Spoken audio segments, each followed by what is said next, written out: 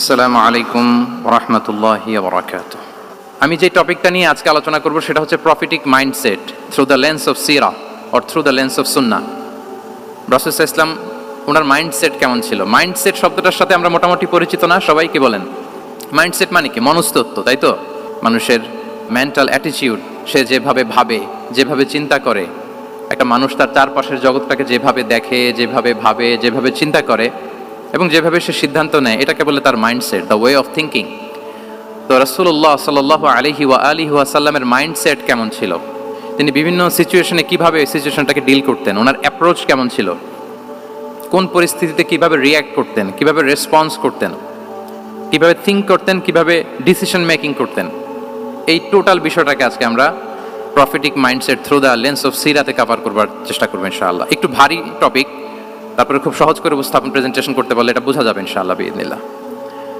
তাহলে আমি প্রায়ই রাসূল সাল্লাল্লাহু আলাইহি ওয়াসাল্লামের মাইন্ডসেট বোঝানোর জন্য সিরাতে ঢুকে যাব, মানে রাসূল সাল্লাল্লাহু আলাইহি ওয়াসাল্লামের আসিরা আল আতিরা আল মুবারাকা, ওনার বায়োগ্রাফিতে প্রবেশ করব এবং সেখান থেকে রেফারেন্সগুলো শেয়ার করব আপনাদের সাথে, এবং সুন্নাহ থেকে রেফারেন্স শেয়ার করব, যাতে করে আমাদের কাছে ক্লিয়ার হয় যে ওনার মাইন্ডসেটটা কেমন, দৃষ্টিভঙ্গি কেমন। আমরা অনেকে বলি না যে দৃষ্টিভঙ্গি বদলান তো জীবন বদলে যাবে, এটা বলি না আমরা? তার মানে এটা খুব গুরুত্বপূর্ণ, মাইন্ডসেট খুব গুরুত্বপূর্ণ। আমরা প্রফিটিক মাইন্ডসেট নিয়ে কথা বলবো ইনশাআল্লাহ। আমি আমার রিসার্চে 12টা মাইন্ডসেট খুঁজে পেয়েছি, based on my personal research. আরও কিছু মাইন্ডসেট থাকতে পারে, কিন্তু মেইনলি ঘুরে ফিরে এই 12টার মধ্যেই সীমাবদ্ধ রাসূল সাল্লাল্লাহু আলাইহি ওয়াসাল্লামের মাইন্ডসেট। সেই 12টা মাইন্ডসেট কি কি, আমি পয়েন্টগুলো উল্লেখ করে আমি মূল আলোচনাতে প্রবেশ করছি। প্রথম হচ্ছে গড সেন্ট্রিক মাইন্ডসেট, 2 নম্বরে ভিশন ওরিয়েন্টেড, 3 নম্বরে উইজডম ড্রিভেন, 4 নম্বরে রিফর্ম সেন্ট্রিক, 5 নম্বরে ওপেন মাইন্ডেড, 6 নম্বর এন্টারপ্রেনাল, 7 নম্বর কনসিডারেট, 8 নম্বর ট্রান্সপারেন্ট, 9 নম্বর এপ্রিসিয়েটিভ, 10 নম্বর হচ্ছে ফ্লেক্সিবল, 11 নম্বর অপটিমিস্টিক, 12 নম্বর হচ্ছে resilient. Based on my research, আমার ক্ষুদ্র গবেষণায় আমি খুঁজে পেয়েছি যে রাসূল সাল্লাল্লাহু আলাইহি ওয়াসাল্লাম এই ধরনের মানসিকতার অধিকারী ছিলেন, এই অ্যাপ্রোচের অধিকারী ছিলেন। প্রথম যেই মাইন্ডসেটটা নিয়ে আমরা আলোচনা করব সেটা হচ্ছে গড সেন্ট্রিক মাইন্ডসেট বা আল্লাহ সেন্ট্রিক মাইন্ডসেট। অর্থাৎ রাসূল সাল্লাল্লাহু আলাইহি ওয়াসাল্লাম যে কোনো কাজে তিনি আল্লাহ তাআলাকে ফিল করতেন, সব কিছু ছিল আল্লাহ তাআলা কেন্দ্রিক। যাই তিনি করতেন না কেন, একজন মহান সত্তার সন্তুষ্টির জন্যই তিনি সেটা করতেন। তিনি কে? আওয়াজ করে বলুন, তিনি কে? আল্লাহ সুবহানাহু ওয়া তাআলা। তার সন্তুষ্টির জন্যই তিনি সব কিছু করতেন এবং সবসময় তিনি এটা ফিল করতেন যে আমার আসল ভরসা স্থল হচ্ছে আল্লাহ তাআলা। আসল ভরসা স্থল কে? আল্লাহ তাআলা। এবং আল্লাহকেই তিনি ওনার নিজের অভিভাবক হিসেবে সবসময় চিন্তা করতেন, এবং তার দয়ার পরশেই যে আমরা বেঁচে আছি, তিনি যে আমাকে আগলে রেখেছেন, সার্বক্ষণিক এটাকে মনের মধ্যে ধারণ করা, সবসময় এই চিন্তাটা ভেতরে লালন করা, এটাকেই বলে গড সেন্ট্রিক মাইন্ডসেট বা আল্লাহ সেন্ট্রিক মাইন্ডসেট। এই মাইন্ডসেটের অধিকারে যদি আপনি হতে পারেন, আপনি একটা ডিভাইন পাওয়ার শিল্ডের ভেতরে থাকবেন, একটা ডিভাইন প্রোটেকশনে থাকবেন। চারিদিকে তুফান, ঝঞ্ঝা, ঝড়, অনেক কিছু, কোনো কিছুই আপনাকে স্পর্শ করবে না, কারণ আপনার গড সেন্ট্রিক মাইন্ডসেট আছে। একটা মহা শক্তিধর সত্তার সাথে আপনার সংযোগায়ন আছে, কানেক্টিভিটি আছে। সো প্রথম মাইন্ডসেটটা হচ্ছে গড সেন্ট্রিক মাইন্ডসেট। রাসূল সাল্লাল্লাহু আলাইহি ওয়াসাল্লাম সবসময় সব কিছু আল্লাহ তাআলার সন্তুষ্টির জন্য করতেন, এবং তিনি ভাবতেন আমার কেউ না থাক, আল্লাহ আছে। যার কেউ নাই তার কে থাকে? আল্লাহ আছে। এটাই হচ্ছে গড সেন্ট্রিক মাইন্ডসেট। আসুন আমরা সিরাতের ভেতরে ঢুকে যাই। যেহেতু আমরা বলেছি থ্রু দ্য লেন্স অফ সিরা, সিরাতের পরতে পরতে, সুন্নাহর পরতে পরতে আমরা দেখব যে তিনি গড সেন্ট্রিক মাইন্ডসেটের অধিকারী ছিলেন কিনা। আল্লাহর হাবিব সাল্লাল্লাহু আলাইহি ওয়াসাল্লাম একবার একটা যুদ্ধ থেকে ফেরার পথে মরুভূমির মাঝখানে সেনাবাহিনীকে থামিয়ে বিশ্রামের ঘোষণা দিলেন যে তোমরা একটু বিশ্রাম নাও। তো উনি একটা গাছের নিচে বিশ্রামের জন্য গেলেন এবং সেখানে গাছের ডালে ওনার তলোয়ারটা ঝুলিয়ে রাখলেন, ঝুলিয়ে বিশ্রাম নিতে লাগলেন, ঘুমিয়ে পড়লেন। হঠাৎ এক বেদুইন এসে রাসূল সাল্লাল্লাহু আলাইহি ওয়াসাল্লামের এই কোষবদ্ধ তলোয়ারটা কোষমুক্ত করে এরকম হাতে নিল। রাসূল সাল্লাল্লাহু আলাইহি ওয়াসাল্লাম ঘুম থেকে জেগে উঠলেন। এবার বেদুইন বলতে আরম্ভ করলো, মাইয়ামনাউকা মিন্নি, এই মুহাম্মদ তোমাকে এবার কে বাঁচাবে বলো, এই তো আমার হাতে তলোয়ার, কে বাঁচাবে? সাথে সাথেই আল্লাহর হাবিব সাল্লাল্লাহু আলাইহি ওয়াসাল্লাম উনি উত্তরে বললেন আল্লাহ। উত্তরে কি বললেন? কোনো চিন্তা ভাবনা নাই যে ওরে আঘাত করা যায় কিনা পাল্টা, বা কোনোভাবে ওর কনফিডেন্স ডাউন করা যায় কিনা, এদিক সেদিক কারো সাপোর্ট চাওয়া যায় কিনা, কোনো দিকে না তাকিয়ে কি বললেন? আল্লাহ। সবসময় তিনি আল্লাহ কেন্দ্রিক ছিলেন। এটাকে বলে গড সেন্ট্রিক মাইন্ডসেট। যে কোনো পরিস্থিতিতে তিনি আল্লাহ যে আমার সাথে আছেন এটা কল্পনা করতেন। এবং সুনানে আবু দাউদের একটি বর্ণনা এসেছে, রাসূল সাল্লাল্লাহু আলাইহি ওয়াসাল্লাম কানা নবী সাল্লাল্লাহু আলাইহি ওয়াসাল্লাম ইযা হাযাবাহু আমরুন সাল্লা, তাকে যখন কোনো জিনিস বিচলিত করতো তিনি জায়নামাজের মুসল্লায় দাঁড়িয়ে যেতেন, সালাতের জন্য দাঁড়িয়ে যেতেন। বিপদে পড়লেই আল্লাহর কাছে সেটা সঁপে দিতেন, শেয়ার করতেন। আমরা বর্তমানে কোনো বিপদে পড়লেই কি করি? আগে কোথায় শেয়ার করি? ফেসবুকে। আসলে করা উচিত কার সাথে? হ্যাঁ, আমার স্ত্রীর সাথে শেয়ার করার আগেও শেয়ার করব কার সাথে? আমার বন্ধুর সাথে শেয়ার করার আগেও শেয়ার করব কার সাথে? আল্লাহর সাথে। আমরা যদি হিজরতের ঘটনাটাকে একটু অ্যানালাইজ করি তাহলে দেখবো যে গায়ে সাউরে যখন আল্লাহ রাসূল সাল্লাল্লাহু আলাইহি ওয়াসাল্লাম এবং আবু বকর রাদিয়াল্লাহু তাআলা আনহু ওনারা আশ্রয় নিয়েছিলেন রাত্রিবেলায়, কুরাইশরা যখন খুঁজতেছিল, আবু বকর রাদিয়াল্লাহু তাআলা আনহু বলেন যে কুরাইশদের পা দেখা যাচ্ছে, ওরা যে হেঁটে যাচ্ছে, একটু উকি মারলেই আমাদেরকে দেখা যায়। তিনি অত্যন্ত ভীত সন্ত্রস্ত, তটস্থ, নিজের জন্য নয়, রাসূল সাল্লাল্লাহু আলাইহি ওয়াসাল্লামের সেফটির জন্য। রাসূল সাল্লাল্লাহু আলাইহি ওয়াসাল্লাম আবু বকর রাদিয়াল্লাহু তাআলা আনহুকে বলেন যে আবু বকর চিন্তা করো না, লা তাহসান ইন্নাল্লাহা মা'ানা, আবু বকর চিন্তা করো না, আল্লাহ আমাদের সাথে আছেন। সুবহানাল্লাহ। আমাদের সাথে কে আছেন? আল্লাহ আমাদের সাথে আছেন। এটা হচ্ছে গড সেন্ট্রিক মাইন্ডসেটের উদাহরণ। আপনার মনকে বুঝাতে হবে যে আল্লাহ আমার সাথে আছে। মনকে তুমি বুঝিয়ে বলো আল্লাহ আছে আমার সাথে। এই বাক্যটা মুখস্থ করা যাবে? মনকে তুমি বুঝিয়ে বলো আল্লাহ আছেন আমার সাথে। আপনার পুরো জীবনের সব কাজের সাথে যদি এই বাক্যটাকে মিলিয়ে ফেলতে পারেন দেখবেন যে কোনো কিছুই আপনার ক্ষতি করতে পারতেছে না। এটাকে বলে গড সেন্ট্রিক মাইন্ডসেট। আল্লাহ আমার সাথে আছেন, কেউ নাই কিন্তু আল্লাহ তাআলা আমার সাথে আছেন। এবং গড সেন্ট্রিক মাইন্ডসেটের সবচেয়ে বড় সুবিধা হচ্ছে আপনার মনে কখনো হতাশা কাজ করবে না, হতাশা বাঁধবে না, কারণ আপনার সাথে এক মহাশক্তিধরের কানেক্টিভিটি আছে। তিনি কে বলুন তো আওয়াজ করে? তিনি আল্লাহ। হতাশা আসবে না। এই যে আমাদের জাতীয় জীবনের এখন সবচাইতে বড় বড় সমস্যাগুলোর যদি আমরা লিস্ট করি, একটা বড় সমস্যা হচ্ছে ডিপ্রেশন, তাই না? আমরা ডিপ্রেশনে ভুগি না? আপনাদের ডিপ্রেশন হয় কখনো? আচ্ছা, ডিপ্রেশন কাকে বলে আগে বলে। ডিপ্রেশন হচ্ছে আপনার আর আপনার রবের মাঝে যে দূরত্ব, এটার নাম ডিপ্রেশন। আই রিপিট, আমার আর আমার রবের মাঝে যে গ্যাপ, আমাদের সম্পর্কের যে দূরত্ব, এটার নাম কি? ডিপ্রেশন। আপনি যত আল্লাহর সাথে সম্পর্ক জোরদার করতে পারবেন, ডিপ্রেশন আপনার থেকে দৌড়ে পালাবে। এজন্য আমাদের বিশ্বাসীদের জীবনে কোনো ডিপ্রেশন নাই। আছে? আমাদের ডিকশনারিতে কোনো ডিপ্রেশন আছে বলেন তো? আমাদের সাথে আল্লাহর সম্পর্ক কেমন বলেন? মজবুত? আলহামদুলিল্লাহ পড়ুন সবাই। তাহলে ডিপ্রেশন হচ্ছে আপনার আর আপনার রবের মাঝে যে দূরত্ব, এই দূরত্ব দূর করে দেন, ডিপ্রেশন আপনিই পালাবে। আমরা আরো কিছু সিরা থেকে ইনসিডেন্ট নিয়ে দেখি যে গড সেন্ট্রিক মাইন্ডসেটটা কেমন।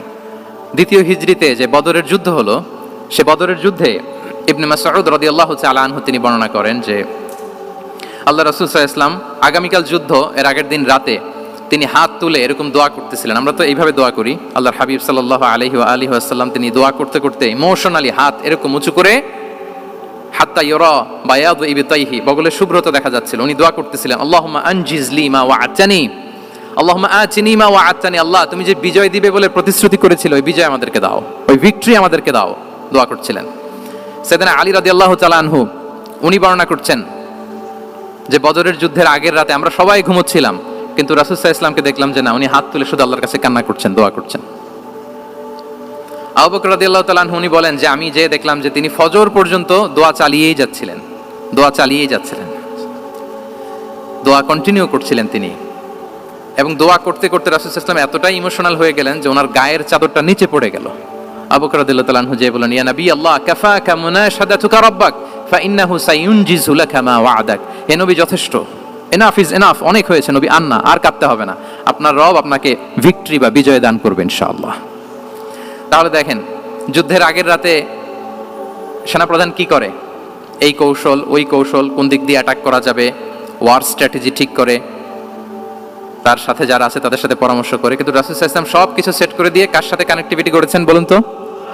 আল্লাহর সাথে। This is called God centric mindset, Allah centric mindset. আমার হৃদয়টা সবসময় কার সাথে জুড়ে থাকবে? আল্লাহর সাথে, কারণ উনি ছাড়া আমার কোনো ঠিকানাই নাই। তাহলে এই মেন্টালিটি যদি আমরা ধারণ করতে পারি, এটাকে বলে গড সেন্ট্রিক মাইন্ডসেট। তাহলে রাসূলুল্লাহ সাল্লাল্লাহু আলাইহি ওয়াসাল্লামের যে 12টা মাইন্ডসেটের কথা আমরা বলেছি, তার প্রথমটা হচ্ছে গড সেন্ট্রিক। আল্লাহ তাআলা আমাদেরকে গড সেন্ট্রিক মাইন্ডসেট দান করুক। আমরা যে কোনো পরিস্থিতিতে যেভাবেই থাকি না কেন, আমরা বিপদে আপদে সবসময় ভরসা রাখবো কার উপর? এটাই হচ্ছে গড সেন্ট্রিক বা আল্লাহ সেন্ট্রিক মাইন্ডসেট। আচ্ছা, 2 নাম্বার মাইন্ডসেট হচ্ছে vision oriented mindset. Vision oriented mindset মানে হচ্ছে যার মধ্যে দূরদর্শিতা আছে, ফার সাইটেডনেস আছে, who can anticipate the future, যে ভবিষ্যৎ আগাম অনুমান করে ফেলতে পারে, সামনের পরিস্থিতিকে আগাম অনুমান করতে পারার যে যোগ্যতা বা দীর্ঘমেয়াদী চিন্তা করতে পারার যে ক্যাপাসিটি, এটাকে বলে ভিশন ওরিয়েন্টেড মাইন্ডসেট। এটা আল্লাহ রাসূল সাল্লাল্লাহু আলাইহি ওয়া আলিহি ওয়াসাল্লামকে আল্লাহ তাআলা দান করেছেন। উনি ভবিষ্যৎকে আগাম বুঝতে পারতেন, আগাম অনুমান করতে পারতেন, এবং সে অনুযায়ী তিনি স্ট্র্যাটেজি, প্ল্যান, পরিকল্পনা এটা তিনি সাজাতে পারতেন। এটাকে বলে ভিশন ওরিয়েন্টেড মাইন্ডসেট। এবার আসুন আমরা সিরাতের কিছু ইনসিডেন্টকে সামনে নিয়ে আসি যে তিনি কিরকম ভিশন ওরিয়েন্টেড মাইন্ডসেটের অধিকারী ছিলেন। আমরা সবাই হুদাইবিয়ার ঘটনা জানি না? কত হিজরিতে ঘটেছিল বলুন তো সবাই? 6ষ্ঠ হিজরিতে। লাকাদ সাদাকাল্লাহু রাসূলাহুর রুইয়া বিল হক লাতাদখুলুন্নাল মাসজিদাল হারামা ইনশাআল্লাহু আমিনিন। রাসূল সাল্লাল্লাহু আলাইহি ওয়াসাল্লাম 6ষ্ঠ হিজরিতে মদিনায় স্বপ্নে দেখলেন যে তিনি উমরা করতে যাচ্ছেন। তো নবীদের স্বপ্ন এটা কেবল স্বপ্ন নয়, এটা আল্লাহর পক্ষ থেকে ওয়াহি, রেভেলেশন।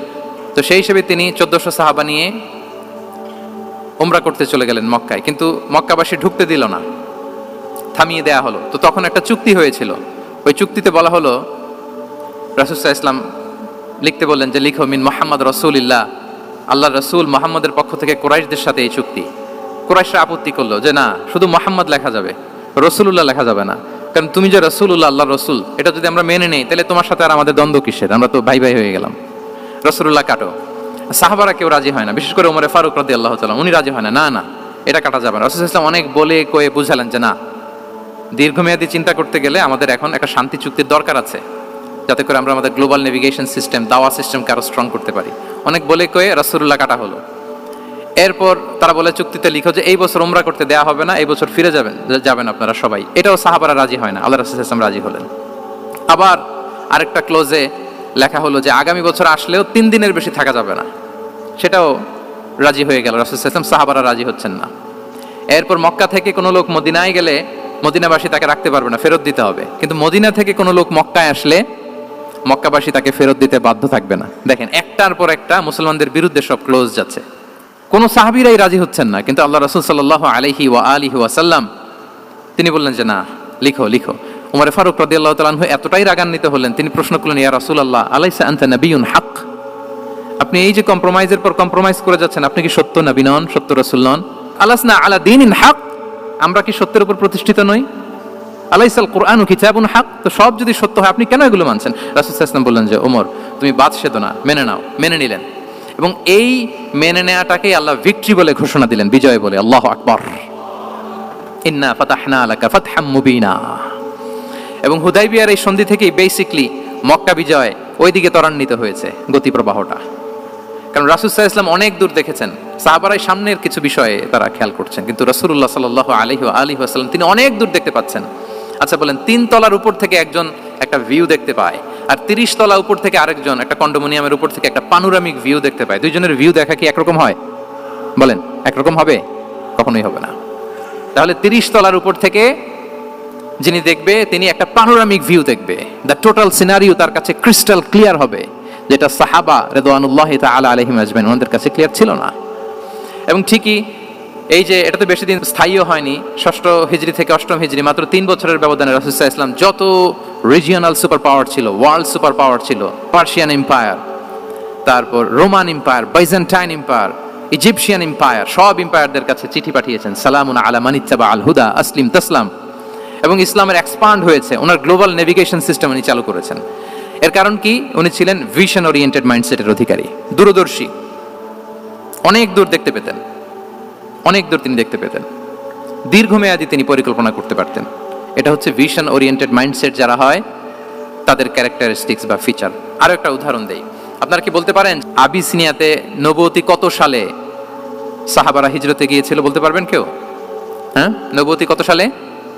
5ম সালে। হ্যাঁ, নবুয়তি 5ম বছর ওনারা আবিসিনিয়াতে, বর্তমানে যেটা ইথিওপিয়া বা ইরিত্রিয়া, সেখানে সাহাবারা হিজরতে গিয়েছিলেন। এবং আবিসিনিয়াতে এই যে হিজরতে গেল, তারা সবাই মিলে ফিরে এসেছিল মদিনায় কবে? এটা কি কেউ জানেন? আল্লাহু আকবার, মাশাআল্লাহ মাশাআল্লাহ। বসুন। খায়বার বিজয়ের দিন এসেছিলেন। আবিসিনিয়াতে যারা হিজরতে গিয়েছিলেন তারা মদিনায় ব্যাগ এন্ড ব্যাগেজ সবকিছু নিয়ে খায়বার বিজয়ের সময়, মানে 7ম হিজরিতে এসেছিলেন। তো রাসূল সাল্লাল্লাহু আলাইহি ওয়াসাল্লাম যখন মক্কা থেকে মদিনায় হিজরত করলেন, সব সাহাবারা মদিনায় চলে আসছেন। মদিনায় এখন একটা ইসলামিক সোসাইটি, ইসলামিক স্টেট। বদরের যুদ্ধে মুসলমানদের বিজয়, খন্দকে বিজয়, খন্দক তো 5মে। তারপরে ওনারা কেন আসে না বলেন তো? আসেনি।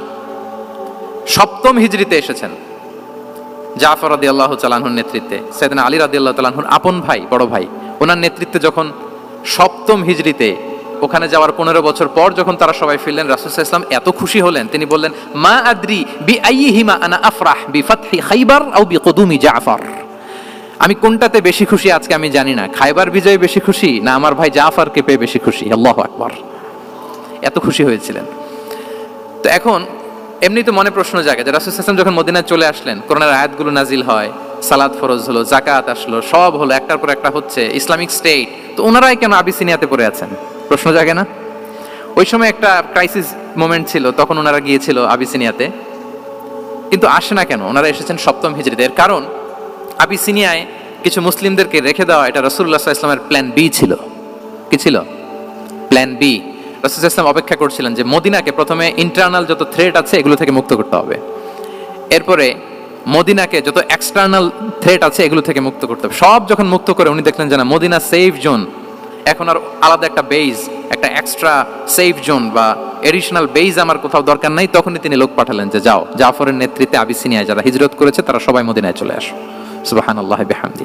তাহলে একটা প্ল্যানে কাজ করতেন না, আমরা তো এরকম করি, একটাই প্ল্যান। প্ল্যান কয়টা? এটা যদি ওয়ার্ক না করে শেষ, আমু নাই সালাও নাই। কিন্তু রাসূলুল্লাহ সাল্লাল্লাহু আলাইহি ওয়া আলিহি ওয়াসাল্লামের প্ল্যান এ ছিল, প্ল্যান বি ছিল, প্ল্যান সি ছিল। প্ল্যান এ ওয়ার্ক না করলে প্ল্যান বি তে যেতেন, বি ওয়ার্ক না করলে সি তে যেতেন, এইভাবে তিনি কাজ করতেন। তাহলে এটা হচ্ছে বেসিক্যালি ভিশন ওরিয়েন্টেড মাইন্ডসেটের অধিকারী যারা, তারা এটা করে, যারা ফিউচারকে অ্যান্টিসিপেট করতে পারে, আগাম অনুভব করতে পারে যে কি হতে পারে সামনে। এই যে বাংলাদেশের বিভিন্ন প্ল্যান পরিকল্পনায় আমরা দেখা যায় যে এখান দিয়ে একটা ব্রিজ করে পরে ভাঙতে হয়, রাস্তা একটা তৈরির পরে ভাঙতে হয়, কোথায় এক টানেল হয়ে আছে প্রতি মাসে মাসে এখন লস হয়, তারপর 1 ঘন্টা বৃষ্টি হলে পুরো ঢাকা শহর এটা বন্যা হয়ে যায়। এগুলো হচ্ছে একাধিক প্ল্যান না থাকা, ভিশনারি অ্যাটিটিউডের অধিকারী না হওয়ার কারণে এই ঝামেলাগুলো আমাদের হচ্ছে। তো প্রফেটিক সিরার, এই প্রফেটিক মাইন্ডসেট থেকে আমাদের নেয়ার বিষয় হচ্ছে এটা যে আমাদেরকে ভিশনারি অ্যাটিটিউডের হতে হবে। রাসূল সাল্লাল্লাহু আলাইহি ওয়াসাল্লাম ভিশন ওরিয়েন্টেড মেন্টালিটির ছিলেন। আগাম, আজ থেকে 50 বছর পরে বাংলাদেশে কি ক্রাইসিস হতে পারে, আজ থেকে ঠিক 100 বছর পরে বাংলাদেশে কি হতে পারে, ওই রোড ম্যাপকে সামনে রেখে আমাদেরকে প্ল্যান করতে হবে। এটাকে বলে ভিশন ওরিয়েন্টেড মাইন্ডসেটের অধিকারী হওয়া। 3 নাম্বার হচ্ছে উইজডম ড্রিভেন মাইন্ডসেট। উইজডম মানে হচ্ছে প্রজ্ঞা। প্রজ্ঞা কি? জ্ঞান আর কমন সেন্স দুইটা একসাথে হইলে ওটারে প্রজ্ঞা বলে। When the knowledge and common sense join together, it reflects as wisdom. আপনার জ্ঞান এবং আপনার কমন সেন্স একসাথে হইলে ওটা উইজডম হয়ে যায়। রাসূল সাল্লাল্লাহু আলাইহি ওয়াসাল্লাম ছিলেন প্রজ্ঞায় সমৃদ্ধ এক মননের অধিকারী। ওনার সব কিছুতেই প্রজ্ঞা ছিল। উইজডম ইন গিভিং অ্যাডভাইস, উপদেশ দেওয়ার সময় ছিল। উইজডম ইন পলিসি মেকিং এর সময় সেখানে প্রজ্ঞা ছিল। Wisdom in action strategic plan, কোনো স্ট্র্যাটেজিক প্ল্যানের ক্ষেত্রে প্রজ্ঞা ছিল। রাসূল সাল্লাল্লাহু আলাইহি ওয়াসাল্লাম একই প্রশ্নের উত্তর এক একজনকে এক একভাবে দিতেন। অনেক সাহাবারা জিজ্ঞেস করতেন যে রাসূলুল্লাহ, একই প্রশ্ন, একে বললেন এইটা, ওরে বললেন ওইটা, ওরে বললেন আরেকটা, এটা কেন? রাসূল সাল্লাল্লাহু আলাইহি ওয়াসাল্লাম বললেন যে আমি জানি ওর কিসে ঘাটতি, আমি জানি ওর কি প্রয়োজন, আমি জানি ওকে কোন নাসিহাটা দিলে কাজ করবে, ফলে এক একজনকে আমি এক একভাবে ক্লারিফাই করেছি। আল্লাহু আকবার। This is called wisdom. আচ্ছা, উইজডম, রাসূল সাল্লাল্লাহু আলাইহি ওয়াসাল্লাম যে উইজডম ড্রিভেন মাইন্ডসেটের অধিকারী ছিলেন, এটার কয়েকটা এক্সাম্পল আমরা সিরাত থেকে দেখি। মক্কা বিজয় হয়েছে কত হিজরিতে? অষ্টম হিজরিতে যখন মক্কা বিজয় হলো, তখন রাসূল সাল্লাল্লাহু আলাইহি ওয়াসাল্লাম আম্মা জান আয়েশার সাথে গল্প করছিলেন আর বলছিলেন, আয়েশা, লাউলা হাদাসাতু আহদি কওমিকা বিল কুফরি লা নাকাতুল কাবাতা ওয়া লা জাআলতুহা আলা আসাসি ইব্রাহিম। আয়েশা, তোমার এই মক্কাবাসী, তোমার এলাকার লোকজন যদি একটা কেওস সৃষ্টি না করতো, তাহলে কাবার যে আসল শেপ, আমি ওই আসল শেপে এটাকে ফেরত নিতাম, কিন্তু নিতে গেলে এখন একটা ঝামেলা বাঁধবে, এজন্য নিব না। ব্যাপারটা হচ্ছে আমরা এখন যে কাবাটাকে দেখি এটা হচ্ছে স্কয়ার আকৃতির। স্কয়ার মানে কি? বর্গাকৃতি, তাই তো? বর্তমান কাবা কোন আকৃতির বলেন তো? একটা বড় কিউবের সাইজ না? দূর থেকে দেখলে মনে হয় একটা বড় কিউবের সাইজ, কিউবের আকৃতি মানে স্কয়ার, চতুর্ভুজ। কিন্তু সাইয়েদনা ইব্রাহিম আলাইহিস সালাম যে কাবা নির্মাণ করেছিলেন, এটা কিন্তু এরকম কিউব ছিল না, ওইটা ছিল রেক্ট্যাঙ্গেল। রেক্ট্যাঙ্গেল ছিল, মানে আয়তাকৃতির ছিল, এরকম লম্বা। এই যে এই টেবিলটা যেরকম, টেবিলের যে শেপ এরকম ছিল, এরকম লম্বা কাবাঘর ছিল আয়তাকৃতির। কিন্তু এখন এটা কমে স্কয়ার আকৃতির হয়ে গেছে। এর কারণটা কি? কাবা একবার ওখানে অগ্নিকাণ্ড ঘটার কারণে ধ্বংস হয়েছিল, ফলে কাবাকে আবার রিনোভেশন করা লেগেছিল, পুনর্নির্মাণ। তো কুরাইশরা সিদ্ধান্ত নিয়েছিল কাবা পুনর্নির্মাণে আমরা কোনো হারাম টাকা ইউজ করব না, যার কাছে যত হালাল টাকা আছে নিয়ে আসা হলো। কিন্তু হালাল টাকা যতটুকু জমা হয়েছে এটা দিয়ে পুরো কাবা নির্মাণ হয় না, অর্ধেক হয়। ফলে কাবা যে আয়তাকৃতির ছিল সেটা না হয়ে গেছে কি বলেন? বর্গাকৃতির, মানে স্কয়ার। ওই স্কয়ার কাবাই আজ পর্যন্ত রয়ে গেছে। কিন্তু ওই যে আয়তক্ষেত্রের যে শেপের মধ্যে যতটুকু জায়গা বাকি ছিল ওইখানে দেখবেন একটা ক্রিসেন্টের মতো আছে, হেজরে ইসমাইল, হাতিমে কাবা বলে। ওইটার ভিতরে নামাজ পড়া আর কাবার ভিতরে নামাজ পড়া একই হুকুম। ওইটার ভিতরে নামাজ পড়া আর কাবার ভিতরে নামাজ পড়া কি একই হুকুম। ফলে ওই হাতিমের ভেতরে ফরজ সালাত আদায় হয় না, নফল সুন্নাত পড়া যায়।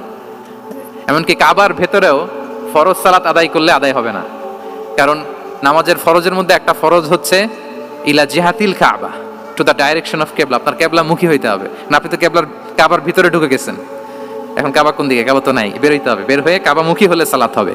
I think you got the point. তো তাহলে রাসূল সাল্লাল্লাহু আলাইহি ওয়াসাল্লামের উইজডম বা প্রজ্ঞাটা এখানে দেখেন। আম্মা জান আয়েশা রাদিয়াল্লাহু তাআলা আনহাকে উনি বললেন যে, আয়েশা, মক্কা তো বিজয় হলো, মক্কার কন্ট্রোল তো এখন আমার হাতে, চাইলে আমি কাবাকে ভেঙে সেই ইব্রাহিম আলাইহিস সালামের যে বেইজ এরকম লম্বা করে শেপ দিতে পারি, কিন্তু দিব না, কেননা দিলে মক্কা একটা ক্যাওস হতে পারে। কি হতে পারে? কারণ তারা একেবারে ভেরি রিসেন্ট মুসলমান হয়েছে, তারা না বুঝেই বলবে যে সে আদি কাবা, মুহাম্মদ এই কাবার অপমান করেছে, কাবাকে ভুলুণ্ঠিত করেছে, সম্মানকে নষ্ট করেছে, এরকম একটা কোশ্চেন রাইজ করতে পারে। এই জন্য আমি করলাম না। সুবহানাল্লাহ, দিস ইজ কল্ড উইজডম। এটাকে কি বলে? প্রজ্ঞা। এটাকে প্রজ্ঞা বলে। তাহলে আপনার জ্ঞান এবং আপনার কমন সেন্স দুইটা যখন কানেক্ট করে তখন সেটা প্রজ্ঞা হয়। প্রজ্ঞার আরেকটা উদাহরণ যদি দেই সিরাত থেকে, রাসূল সাল্লাল্লাহু আলাইহি ওয়াসাল্লামের যে কনফ্লিক্ট রিজলভিং ক্যাপাসিটি ছিল, যখন কাবাকে পুনর্নির্মাণ করা হচ্ছে তখন হাজরে আসওয়াদকে বের করা লেগেছিল, এবং রিনোভেশন শেষে আবার হাজরে আসওয়াদকে তার জায়গা মতো, মানে ব্ল্যাক স্টোন যেটাতে চুমু দিলে মানুষের গুনাহ মাফ হয়ে যায়, হাজরে আসওয়াদ, চিনতে পেরেছেন না? ফলে অনেক বোনেরা যাদের জন্য হেজাব নিকাব মেনটেন করা হচ্ছে ফার্স, পর্দার কোনো বালাই নাই, পুরুষের সাথে ধাক্কা ধাক্কি করে তার শরীর মিশে যাচ্ছে, গা মিশে যাচ্ছে, ধাক্কা ধাক্কি করে একটা সুন্নতের জন্য ফরজকে স্যাক্রিফাইস করে ফেলতেছে। মানে ফোকাস ঠিক নাই আর কি, কোথায় যে কোনটা করতে হবে ওইটাই ভুলে গেছে। তো এই হাজরে আসওয়াদ পাথরকে আবার জায়গা মতো রাখতে হবে। এখন কে রাখবে এই নিয়ে মারামারি মক্কায়। বড় বড় চারটা গোত্র বলে, এই গোত্র বলে আমি রাখবো, এই গোত্র বলে আমি রাখবো, আরেক গোত্র বলে রক্তের গঙ্গা বইয়ে দেবো মক্কায়, কিন্তু এই সম্মান অন্যকে নিতে দিব না, কারণ ইটস ভেরি প্রেস্টিজিয়াস ইস্যু। যা আমাদের গোত্র এই ব্ল্যাক স্টোন হাজরে আসওয়াদকে নিয়ে জায়গা মতো রেখেছে, এটা কাউকে দিব না। তো সবাই যখন মারমুখী, তখন আল্লাহ রাসূল সাল্লাল্লাহু আলাইহি ওয়া আলিহি ওয়াসাল্লাম তিনি সমাধান দিলেন যে মারামারির দরকার নাই, একটা চাদর নিয়ে আসো। নিয়ে আসা হলো। 4 গোত্রের 4 লিডারকে বললেন চাদরের 4 কোণা ধরো। 4 জন 4 কোণা ধরলো। রাসূল সাল্লাল্লাহু আলাইহি ওয়াসাল্লাম তিনি পাথরটা নিয়ে মাঝখানে রাখলেন। এবার 4 নেতাকে বললো আসো, জাতীয় 4 নেতা চলে আসো, কাবার সামনে চলে আসলো। এরপরে আল্লাহ রাসূল সাল্লাল্লাহু আলাইহি ওয়াসাল্লাম ওনার মোবারক হাত দিয়ে, বরকতময় হাত দিয়ে হাজরা আসওয়াদকে নিয়ে নিজ হাতে রাখলেন। এবার সবাই হ্যাপি, কারণ অংশগ্রহণ করতে পারছে। আসলে মূল স্ট্যাটাস কিন্তু চলে গেছে রাসূলের দিকে, নাকি? ওরা তো এটা টাচও করতে পারে নাই, পারছে? ওরা চাদর ধরেই হ্যাপি, কিন্তু পাথরটা ধরেছিল কে? রাসূল সাল্লাল্লাহু আলাইহি ওয়াসাল্লাম। চাদরে রেখেছিল কে? রাসূল সাল্লাল্লাহু আলাইহি ওয়াসাল্লাম। চাদর থেকে নিয়ে আবার কাবা ঘরে সেট করেছিল কে? রাসূলুল্লাহ সাল্লাল্লাহু আলাইহি ওয়া আলিহি ওয়াসাল্লাম। এভাবে উনি কনফ্লিক্ট রিজলভ করতেন থ্রু হিজ উইজডম, ওনার প্রজ্ঞার মধ্য দিয়ে। আমরা যদি তায়েফের ঘটনা দেখি, রক্তাক্ত হয়েছেন, পাহাড়রক্ষী ফেরেশতারা এসে বলেছে রাসূলুল্লাহ জাস্ট অর্ডার করেন, আমরা কলাপস করব এমন ভাবে the entire Taif city will be collapsed, একেবারে স্ম্যাশ করে দিব, পাউডার হয়ে যাবে। রাসূল সাল্লাল্লাহু আলাইহি ওয়াসাল্লাম বললেন না, বাল আরজু আন ইউখরিজাল্লাহু মিন আসলাবিহিম মান ইয়াবুদুল্লাহ ওয়াহদাহু ওয়া লা ইউশরিকু বিহি শাইআ। তিনি বললেন না, ওদেরকে ধ্বংস করে দিও না, ওদেরকে ধ্বংস করলে লা ইলাহা পড়বে কে? সুবহানাল্লাহ। কি উইজডম ড্রিভেন ছিলেন উনি। উনি বলেন যে আমি আশা করি, প্রত্যাশা রাখি, দোয়া করি যে ওরা আমাকে প্রত্যাখ্যান করেছে, কিন্তু ওদের যে নেক্সট জেনারেশন ওরা সাক্ষী দেবে আশহাদু আল্লা ইলাহা ইল্লাল্লাহ ওয়া আশহাদু আন্না মুহাম্মাদার রাসূলুল্লাহ। এবং তাই হয়েছে। এখন তায়েফে যান, চারদিক থেকে আল্লাহু আকবার ধ্বনিতে মুখরিত তায়েফ, এবং এত চমৎকার শহর, এটা একটা টুরিস্ট ডেস্টিনেশন হয়ে গেছে। সৌদি আরবিয়াতে যারা যায়, তায়েফ না গেলে লোকদের ভালো লাগে না। ঠান্ডা, সবুজ শ্যামল, রেইনফল হয়, ফলমূল পাওয়া যায়। আব্দুল্লাহ ইবনে আব্বাস রাদিয়াল্লাহু তাআলা আনহুর স্মৃতিধন্য মসজিদ আছে, অনেকগুলো ইউনিভার্সিটি আছে, ইসলামিক ইনস্টিটিউশন আছে। এই যে নয়নাভিরাম তায়েফ, এটা রাসূল সাল্লাল্লাহু আলাইহি ওয়াসাল্লামের উইজডমের ফসল। ওই দিন যদি রাগের চোটে বলতো যে হ্যাঁ দাও, স্ম্যাশ করে দাও, তাইলে এই যে যারা শাহাদা পড়েছে, মুসলিম হয়েছে, এটা কিন্তু হতো না। তাহলে এটা হচ্ছে রাসূল সাল্লাল্লাহু আলাইহি ওয়াসাল্লামের প্রজ্ঞার একটা উদাহরণ। আর একটা উদাহরণে যাই। রাসূল সাল্লাল্লাহু আলাইহি ওয়াসাল্লাম যখন আকাবার দ্বিতীয় শপথ করে ফেললেন ইয়াসরিববাসীর সাথে, তখনও মদিনা হয়নি। তো তখন মদিনাবাসী বলল যে রাসূলুল্লাহ, আপনি তো এখনো হিজরত করবেন না, তো আমাদেরকে কোরআন শিখাবে কে, সালাত শিখাবে কে? আপনি একজন দায়ী পাঠান, আমাদের সাথে একজন টিচার দেন। রাসূল ইসলাম তখনও মদিনাতে হিজরতে যাননি। আমাদের সাথে একজন দায়ী পাঠাবেন। তো রাসূল ইসলাম একজনকে দায়ী হিসেবে পাঠিয়েছিলেন। বলেন ওই দায়ীর নাম কি? কি নাম? মুসআব ইবনে উমাইর রাদিয়াল্লাহু তাআলা আনহু, যিনি উহুদের যুদ্ধে শহীদ হয়েছিলেন, উনাকে পাঠিয়েছিলেন। দেখেন, উনি আবু বকর রাদিয়াল্লাহু তাআলা আনহুকে পাঠান নাই, পাঠিয়েছেন ওমর ফারুককে, ওসমান রাদিয়াল্লাহু তাআলা আনহু, আলী রাদিয়াল্লাহু তাআলা আনহু, কাউকে পাঠাইছেন? কারে পাঠালেন? মুসআবকে। এর কারণ হচ্ছে উনি দেখতে খুব স্মার্ট ছিলেন, খুব ড্যাশিং ফেসের অধিকারী ছিলেন, মক্কার এলিট ফ্যামিলির একজন যুবক ছিলেন, এবং উনি সবচাইতে দামি দামি পারফিউম কালেক্ট করে ওইটা দিতেন। উনি মক্কার কোনো রাস্তা দিয়ে হেঁটে গেলে লোকজন বুঝতো এই রাস্তা দিয়ে কিছুক্ষণ আগে হেঁটে গিয়েছে মুসআব ইবনে উমাইর। সুবহানাল্লাহ। আমরা বাংলায় বলি না যে আগে দর্শনদারি পরে গুণবিচারী? এই কথাটার সাথে পরিচিত আপনারা? আগে দর্শনদারি পরে গুণবিচারী। আল্লাহ তাআলা এক একজনকে আমাদেরকে এক এক অবয়বে সৃষ্টি করেছেন। হুয়াল্লাযী ইউসাউবিরুকুম ফিল আরহামি কাইফা ইয়াশা। আল্লাহর একটা নাম হচ্ছে তিনি আল মুসাউবির, দ্য ডিজাইনার। মায়ের গর্ভে থাকতেই আমাদের কার চেহারা, কার কণ্ঠস্বর, কার স্কিন কালার, কে কিরকম হব সব ফিক্স তিনি ঠিক করে দিয়েছেন। এটা আল্লাহর দেয়া। কিন্তু রাসূল সাল্লাল্লাহু আলাইহি ওয়াসাল্লামের উইজডমের ব্যাপার হচ্ছে তিনি আবু বকর রাদিয়াল্লাহু তাআলা আনহু, ওমর রাদিয়াল্লাহু তাআলা আনহু, ওসমান আলী কাউকে চুজ না করে কাকে পাঠালেন? মুসআব ইবনে উমাইরকে। যে তাকে দেখলেই সবাই আগে পাগল হয়ে যায়, মানে ইমপ্রেস হয়ে যায়। হ্যাঁ, ফার্স্ট ইমপ্রেশনটা তার খুব ভালো, খুব ভালো। উনি মুসআব ইবনে উমাইরকে পাঠালেন, এবং যেই প্ল্যান সেই কাজ। উনি যে পুরো মদিনা কাঁপায় ফেলছেন মাশাআল্লাহ। মদিনার ঘরে ঘরে উনি ইসলামের বার্তা পৌঁছে দিয়েছেন, এবং স্বয়ং রাসূলুল্লাহ সাল্লাল্লাহু আলাইহি ওয়াসাল্লামের আগে তিনি মদিনাতে জুমার নামাজ পড়েছিলেন। কারণ জুমার বিধান আসছে, কিন্তু মক্কা এমন একটা ল্যান্ড যেখানে এখনো জুমা পড়া আবশ্যক হয় নাই, চারদিকে কুফর বেষ্টিত। তো রাসূল সাল্লাল্লাহু আলাইহি ওয়াসাল্লাম লোক পাঠিয়েছেন যে জুমার বিধান এসছে, মুসাব তুমি কিন্তু মদিনায় যারা আছে তাদেরকে নিয়ে জুমা পড়ে ফেলো। তো মুসাব রাদিয়াল্লাহু তাআলা আনহু স্বয়ং রাসূলুল্লাহ সাল্লাল্লাহু আলাইহি ওয়াসাল্লামের আগে রাসূল সাল্লাল্লাহু আলাইহি ওয়াসাল্লামের পারমিশন নিয়ে মদিনাতে জুমা কায়েম করে ফেলছে। সুবহানাল্লাহি ওয়া বিহামদিহি। দেখেন, উইজডম ড্রিভেন পার্সোনালিটির অধিকারী ছিলেন, প্রজ্ঞার অধিকারী ছিলেন, অন্য কাউকে পাঠাননি। কাকে পাঠিয়েছেন? মুসআব ইবনে উমাইর। তাহলে উনি যেই কাজটাই করতেন, যেটা বলতেন, যেটাতে এঙ্গেজ হতেন, এর নেপথ্যে প্রজ্ঞা ছিল। কি ছিল ভাই? উইজডম ছিল। আল্লাহ যেন সেই উইজডম আমাদেরকে দান করেন, আল্লাহ যেন সেই প্রজ্ঞা দিয়ে আমাদেরকে সমৃদ্ধ করেন। আমরা সবাই পড়ি আমিন। 4 নাম্বার হচ্ছে রিফর্ম সেন্ট্রিক মাইন্ডসেট। মানে রাসূল সাল্লাল্লাহু আলাইহি ওয়াসাল্লাম সংস্কারবাদী ছিলেন আর কি। ভুল ভাল দেখলে রিফর্ম করতেন, ইসলাহ করতেন, সংস্কার। এখন তো এই যে অনেকগুলো সংস্কার কমিটি হলো দেখলাম বাংলাদেশে, খুব সুন্দর, বিভিন্ন বিষয়ে সংস্কার হচ্ছে। এবং স্বাধীনতার পরে আমাদের বয়স তো আর বেশি না, মানে সব দলের লোকেরা মিলে একসাথে এরকম বসা, এরপর রাষ্ট্রীয় ইস্যু নিয়ে ডিসকাস করা, এরপর মাঝে মাঝে আবার ওয়ার্ক আউট করা, আবার একটু মিষ্টি ঝগড়া করা, আবার একটু ফান করা, এই সব কিছুর মধ্য দিয়ে জাতির জন্য ভাবা, নতুন নতুন চিন্তা প্রণয়ন। That's very good, I do appreciate. এটা দরকার। এমন বাংলাদেশই তো আমরা চেয়েছিলাম, ঠিক কিনা বলেন? এই যে রিফর্ম হচ্ছে, এটা অ্যাপ্রিসিয়েবল। রাসূল সাল্লাল্লাহু আলাইহি ওয়াসাল্লামের কিন্তু এই রিফর্ম সেন্ট্রিক মাইন্ডসেট ছিল। অন্যায় দেখলে, ভুলভাল দেখলে, অসঙ্গতি দেখলে, ইনকনসিস্টেন্সি দেখলে শুধরে দিতেন।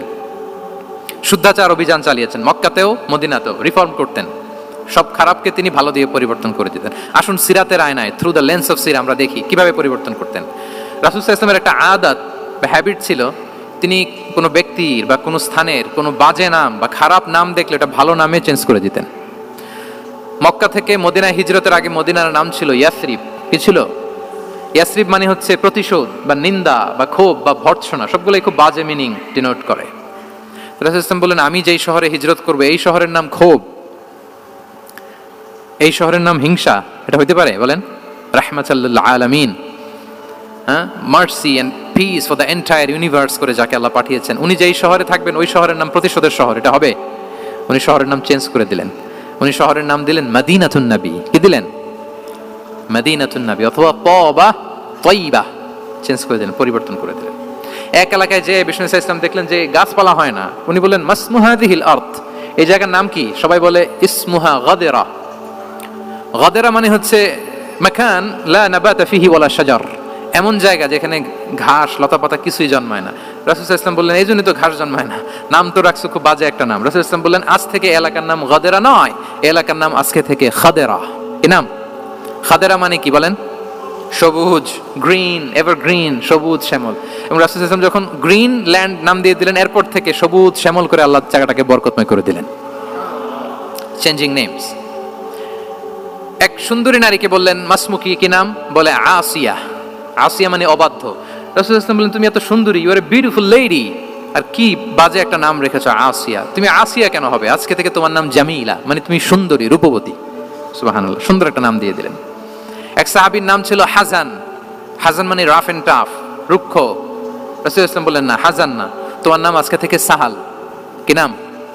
সাহাল। সাহাল মানে সহজ। উনি বলেন যেদিন থেকে সাহাল রাখছি এর আগ পর্যন্ত নাকি ওনার অসুস্থতা, রোগ বালাই একটার পর একটা লেগেই থাকতো।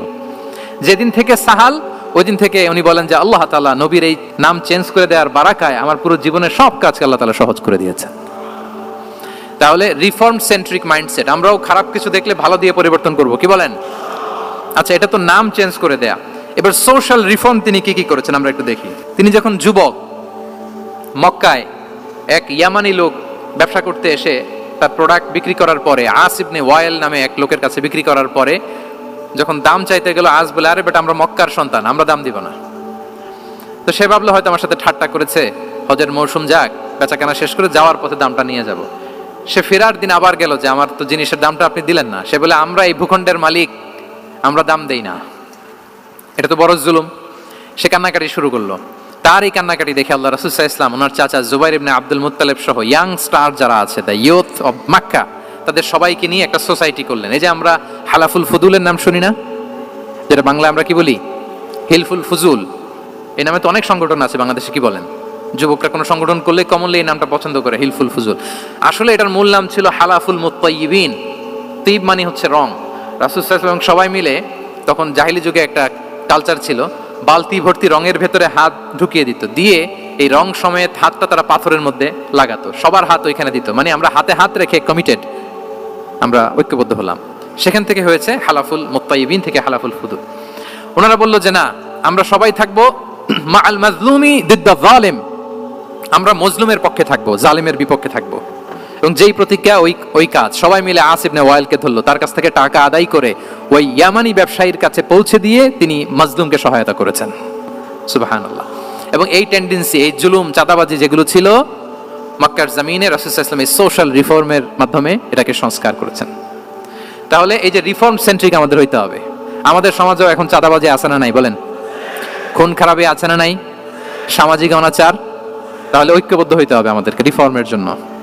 যুবক যারা আমরা আছি, যাদেরকে আল্লাহ আমাদের বলার সুযোগ দিয়েছে, লেখার সুযোগ দিয়েছে, ফিল্ডে কাজের সুযোগ দিয়েছে, আমরা সবসময় মাজলুমের পক্ষে থাকবো, আমরা সবসময় জালেমের বিপক্ষে থাকবো। আমাদের নীরবতা আর আমাদের নিশ্চুপ থাকাই জালিমদেরকে আরো বড় বড় জালিম বানিয়েছে। এজন্য নাহনু মাআল মাজলুম দিদ্দা যালিম, এটা হচ্ছে আমাদের স্লোগান। আমরা কাদের সাথে? মজলুমের সাথে। আওয়াজ করে বলেন, কার সাথে? ইত্তাকু দাওয়াতাল মাজলুম। রাসূলুল্লাহ সাল্লাল্লাহু আলাইহি ওয়াসাল্লাম বলেন তোমরা মাজলুমের কান্নাকে ভয় করো, কেননা মাজলুমের কান্না আর আল্লাহর মাঝে কোনো ফারাক থাকে না, কোনো পর্দা থাকে না, বদদুয়া করলেই কবুল হয়ে যায়। তাহলে এভাবে রাসূলুল্লাহ সাল্লাল্লাহু আলাইহি ওয়া আলিহি ওয়াসাল্লাম তিনি সোশ্যাল রিফর্ম করেছেন। আমরা যদি ওনার পলিটিক্যাল রিফর্মের দিকে তাকাই, তাহলে দেখব যে আমরা যদি কনস্টিটিউশন অফ মদিনার কথা বলি, মদিনার কনস্টিটিউশন, এটা কিন্তু রাসূল সাল্লাল্লাহু আলাইহি ওয়াসাল্লাম করেছেন। মদিনা চার্টার, এত চমৎকার চার্টার পৃথিবী আর দেখেনি। ওইটা থেকেই এখন সব গোটা বিশ্বের সংবিধান। এই যে আমাদের সংবিধান সংস্কার কমিশন আছে না একটা, নিশ্চয়ই তারা ওইটা থেকে অনেক বেনিফিটেড হতে পারবেন। আমাদের যে মদিনা চার্টার, রাসূল সাল্লাল্লাহু আলাইহি ওয়াসাল্লাম নিজে করা, এবং এটা একটা ইনক্লুসিভ চার্টার ছিল। মুসলিম, পেগানস, জুইশ, সব ধর্মের মানুষকে নিয়ে তিনি মদিনাতে ওয়ান উম্মাহ ঘোষণা দিয়েছিলেন। ওয়ান উম্মাহ, উই আর ওয়ান উম্মাহ। হোক তুমি পেগান মুশরিক, হোক তুমি জুইশ মানে ইহুদি, হোক তুমি মুসলিম, তুমি যেই ধর্মের হও না কেন, মদিনাকে রক্ষা করতে যে আমরা সবাই মিলে উম্মাহ ওয়াহিদা, আমরা সবাই মিলে কি উম্মাহ ওয়াহিদা। পৃথিবীর অনেক দেশ এই আইডিওলজিকে ধারণ করে হু হু করে এগিয়ে গিয়েছে। মালয়েশিয়াতে 3টা রেস, আমি তো প্রায় এক যুগ ওখানে, আমার 2টা ডিগ্রি ওখান থেকে, মাস্টার্স পিএইচডি। আমি কাছ থেকে তাদেরকে দেখার সুযোগ পেয়েছি। ওখানে মালয়েরা আছে, তামিলরা আছে, চাইনিজরা আছে, 3 জাতি মিলে ওদের স্লোগান হচ্ছে সাতু মালয়েশিয়া। মালয় ভাষায় সাতু মানে হচ্ছে ওয়ান, মালয় ভাষায় সাতু মানে কি ওয়ান। সাতু মালয়েশিয়া মানে আমরা হতে পারি চাইনিজ, হতে পারি তামিল, কিংবা হতে পারি মালয় ভূমিপুত্রা, কিন্তু সবাই মিলে দেশের স্বার্থে আমরা সবাই কি এক। এটাই লাগবে আমাদের নতুন বাংলাদেশে। জুলাই আপরাইজিং এর পরে আমাদের এই ঐক্যবদ্ধ থাকার বাংলাদেশ আমরা চাই কি চাই না বলেন? সাম্রাজ্যবাদকে রুখে দিতে, যে কোনো ষড়যন্ত্রকে রুখে দিতে ঐক্যবদ্ধ থাকার কোনো বিকল্প নাই, ঠিক কিনা বলেন? ঐক্যবদ্ধ থাকতে হবে আমাদেরকে, যেটা রাসূলুল্লাহ সাল্লাল্লাহু আলাইহি ওয়া আলিহি ওয়াসাল্লাম মদিনা চার্টারে আমাদেরকে শিখিয়েছেন যে আমরা ওয়ান উম্মাহ। তাহলে খারাপ নাম দেখলে চেঞ্জ করতেন, পলিটিক্যাল রিফর্ম করেছেন ওয়ান উম্মাহ গঠনের মধ্য দিয়ে, ফিনান্সিয়াল রিফর্ম যদি বলি, শুধু financial reforms by prophet Muhammad peace be upon him, এটা নিয়ে লম্বা কথা বলা যেতে পারে। শুধু একটা উদাহরণ দিয়ে শেষ করি। বিদায় হজের ভাষণে উনি সুদকে চিরতরে কবরস্থ করেছেন, সুদকে চিরতরে কবরস্থ করেছেন, এবং এটা অন্যের জন্য না, নিজের ঘর দিয়ে শুরু করেছেন। উনি বলেছেন যে এই হানাহানি রক্তপাত এটা বন্ধ, আমার গোত্রের একটা এরকম রক্তের দাবি আছে, এটা আমি শেষ ঘোষণা করলাম। এরপর বললেন যে সুদ কবর দিলাম, অন্য জায়গা থেকে না, আমার পরিবার থেকে। রাসূল ইসলামের চাচা স্বয়ং আব্বাস রাদিয়াল্লাহু তাআলা আনহুর অনেক সুদের ট্রানজাকশন ছিল, ইন্টারেস্ট, সুদের ব্যবসা ছিল। রাসূল ইসলাম বললেন আজকে থেকে এই সুদ আমি চিরতরে মাটির নিচে কবর দিয়ে দিলাম। আল্লাহু আকবার। দেখেন সোশ্যাল রিফর্ম। তাহলে পরিবর্তন করতে হলে আগে নিজের ঘর থেকে, আগে কোত্থেকে, নাকি ওই ফ্যামিলি থেকে? হ্যাঁ, আমাদের মধ্যে যেটা হয়, আমরা ওয়াজ নসিহত বা ভালো কথা শুনলেই এটাকে ধরে নিই যে এটা ওর জন্য, ওর জন্য, মানে প্রত্যেকটা ওয়াজই যে আমার জন্য হইতে পারে, প্রত্যেকটা নসিহাতের যে প্রাইম অডিয়েন্স আমি হইতে পারি, এইটা আমাদের মাথায় কেন যেন আসে না। আমরা কোনো ভালো নসিহত শুনলে আমরা ভাবি এটা আসলে সমাজে দরকার, ওর দরকার, আমার ভাইয়ের দরকার, কিন্তু এটা যে আমার দরকার, প্রতিটা নসিহাতের প্রথম অডিয়েন্স হওয়া দরকার কে? আমি নিজে। তাহলে পরিবর্তন শুরু করতে হবে নিজ থেকে। ওর এই সমস্যা, ওর এই সমস্যা, ওর এটা, আরে মিয়া তোমার কি সমস্যা ওইটা বলো। শুধু ওর ওর না দেখে নিজেরটাও দেখতে হবে। দেখেন অন্যের দিকে এক আঙ্গুল দেখালে নিজের দিকে কয় আঙ্গুল যায় বলেন তো? এই যে নিজের দিকে কিন্তু তিনটা। আমি যদি এরকম করি তা আমার দিকে আসে তিনটা। এজন্য নিজ থেকে, নিজের ফ্যামিলি থেকে আমরা সংস্কার শুরু করব। কি বলেন? ওমর ফারুক রাদিয়াল্লাহু তাআলা আনহু যখন ফ্যামিলি মিটিং এ বসতেন, উনি ওনার সন্তানদেরকে বলতেন, শোনো, তোমরা খলিফাতুল মুসলিমিন, আমিরুল মুমিনিনের সন্তান, তোমাদের কোনো বাজে কাজ যদি সমাজে আসে, তোমাদের কোনো অন্যায় যদি আমার কানে আসে, অন্যের জন্য যা শাস্তি তোমাদের জন্য হবে ডাবল শাস্তি। ওমর ফারুক সন্তানদেরকে বলতেন, তোমরা যদি কোনো ভুল করো, একটা যদি হদ কায়েম করা লাগে এমন অন্যায় যদি করো, একটা হচ্ছে আল্লাহর দেয়া হদ, আর একটা হবে আমি উমরের দেয়া হদ।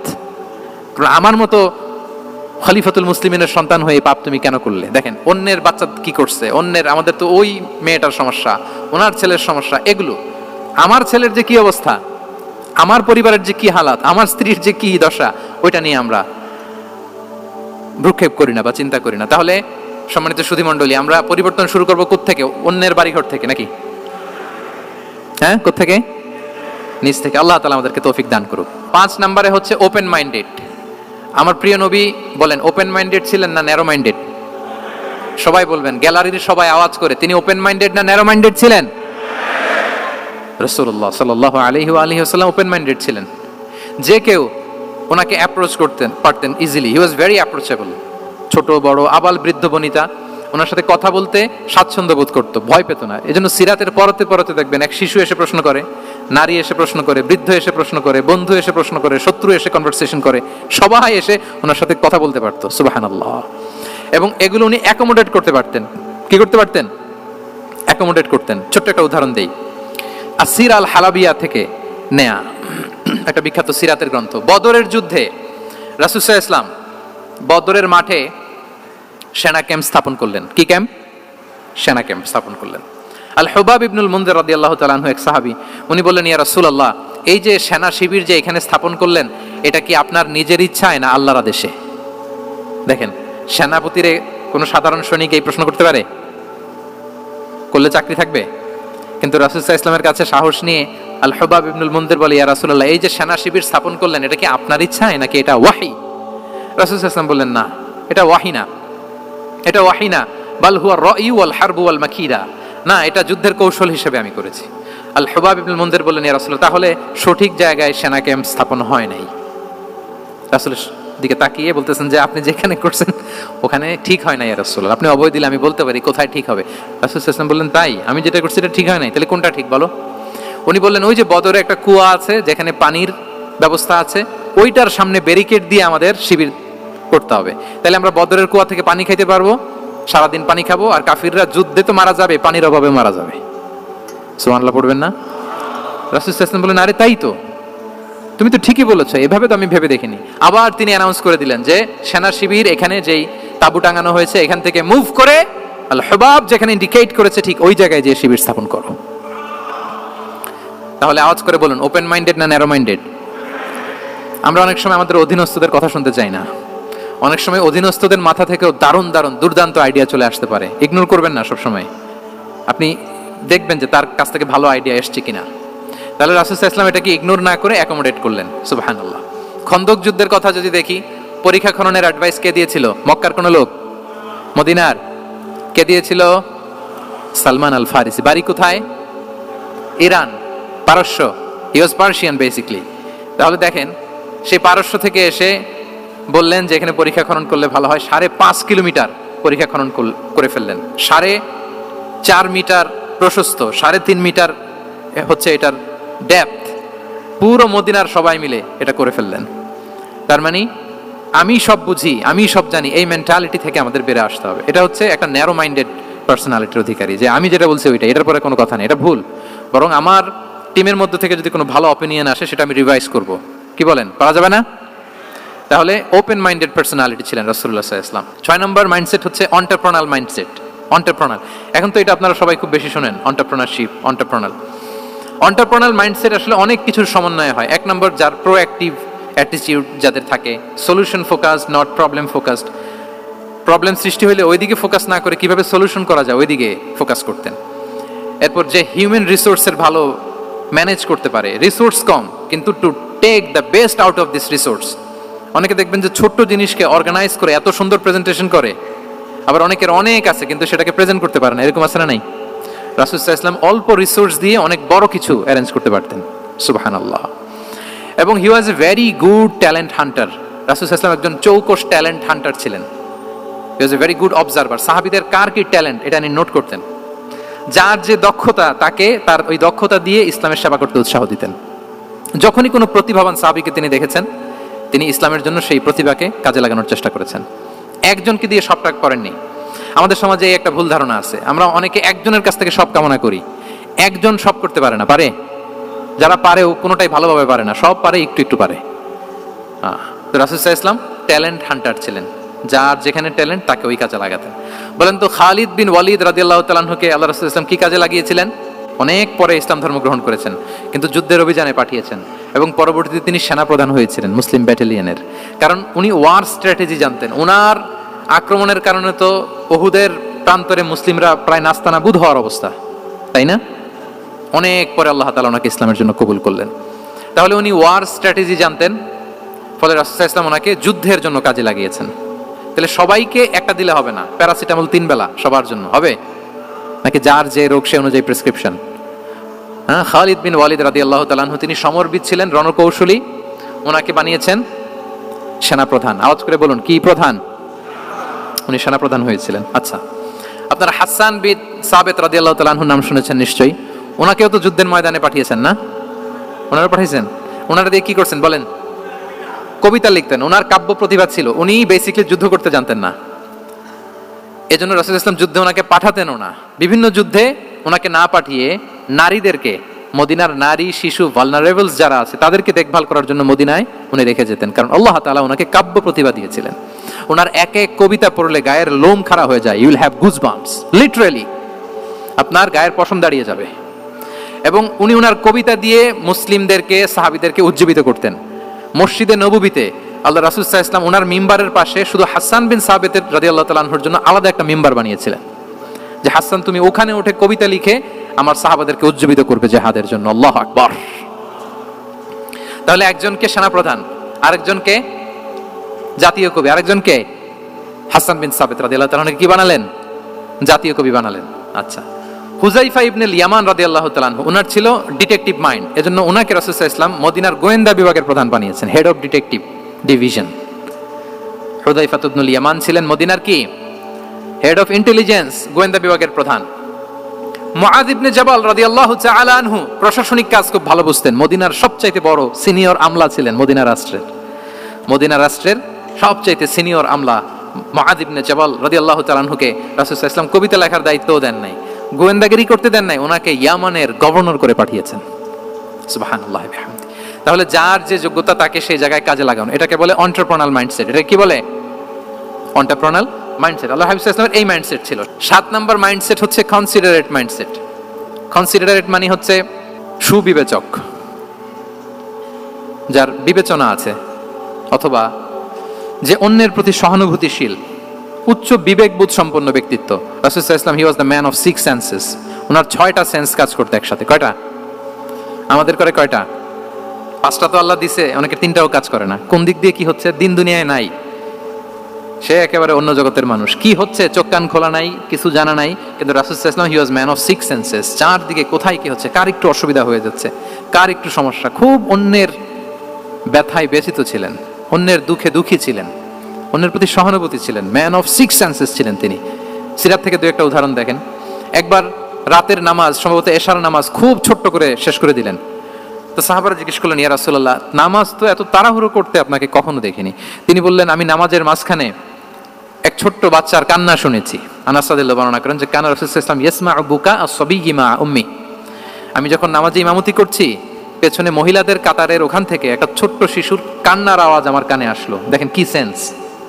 তো আমার মনে হচ্ছিল বাচ্চার কান্নায় পেছনের কাতারে মায়ের বড্ড কষ্ট হচ্ছে। যেই মাটা বাচ্চাটাকে নিয়ে এসছে উইমেন প্রেয়ার হলে, তাকে বাচ্চাটাকে ম্যানেজ করতে বা সামলাতে মায়ের বড্ড কষ্ট হয়ে যাচ্ছে আমার মনে হচ্ছে।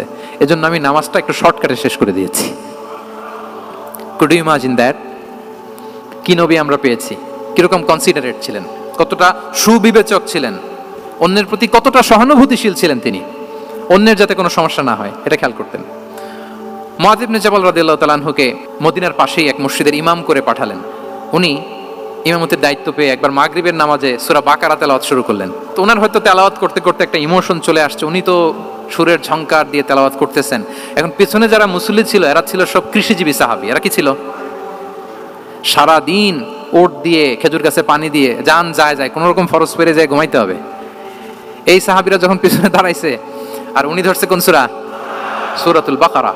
এখন ওনারা তো আর থাকতে পারে না, ওনার সাথে থাকতে না পারে এক সাহাবী নামাজ রেখে দিয়ে ডাইরেক্ট রাসূল সাল্লাল্লাহু আলাইহি ওয়াসাল্লামের কাছে। কারণ বড় হুজুর তো আছে মদিনায়, যে বিচার দিছি ইয়া রাসূলুল্লাহ, দেখেন এমন একজনকে ইমাম করে অ্যাসাইন করেছেন, উনি মাগরিবের সালাতে সূরা বাকারা পড়ে, আর আমরা হচ্ছি কৃষিজীবী শ্রমজীবী সাহাবী, আমাদের তো এত বড় কেরাতের সাথে জয়েন করা সম্ভব না। রাসূল সাল্লাল্লাহু আলাইহি ওয়াসাল্লাম রেগে গেলেন, চেহারাটা আগুনের গোলার মতো লাল হয়ে গেল। মুআয ইবনে জাবাল রাদিয়াল্লাহু তাআলা আনহুকে ডেকে পাঠালেন, ডেকে বললেন, আফাত্তানুন আনতা ইয়া মুআয, আফাত্তান, তুমি কি ফিতনা সৃষ্টি করতেছো ওখানে? পাঠাইছি কমিউনিটির ইউনিটি ধরে রাখার জন্য, তুমি ওখানে যে ফিতনা সৃষ্টি করতেছো। তুমি কি সাব্বিহ ইসমা রাব্বিকাল আ'লা এই সূরা তোমার মুখস্থ নাই? ওয়াদ-দুহা ওয়াল-লাইলি ইযা সাজা এটা পারো না? ওয়াশ-শামসি ওয়া-দুহাহা এটা মুখস্থ নাই? তো তুমি কেন এই সূরাগুলো দিয়ে নামাজ পড়াও না? কেন পড়াও না?